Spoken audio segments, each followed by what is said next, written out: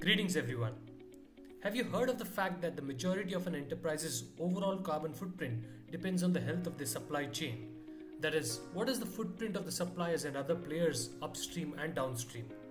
Not just that, a significant part of your social score in the ESG scorecard also depends on how your suppliers treat their people. At the end of the day, choosing the right supplier is what it boils down to. And this is where the role of the Chief Procurement Officer comes in. Let's explore this in episode 35 of SAS 360 Bytes.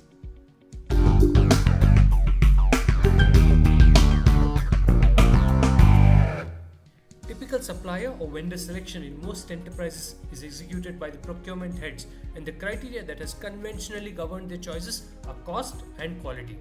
This is now being supplemented and in some cases disrupted by sustainable procurement criteria. With an increasing focus on Scope 3 emissions and suppliers' own labor practices, the procurement heads have to take ownership of the rehashing of procurement policies and abiding by it. This is being further necessitated with increasing regulatory and investor pressure. Ideally, such policy evolution exercises should happen in consultation with the supplier community to endure any impact on ongoing operations.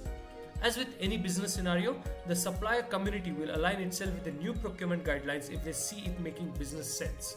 Simply put, if the supplier has to alter his product, services, or even practices, the question is about ROI. As the procurement head, you need to be able to make it rational for your suppliers, convincing them about the scale and permanency of the shift within your operations. Today, there is increasing innovation in the green tech, clean tech solution space. However, conventional procurement practices dictate that businesses want mature technologies that have been proven at scale. Now, the current scenario requires that procurement heads are flexible and adaptable to this evolution phase through pilot adoptions of emerging technologies while they mature in the short term.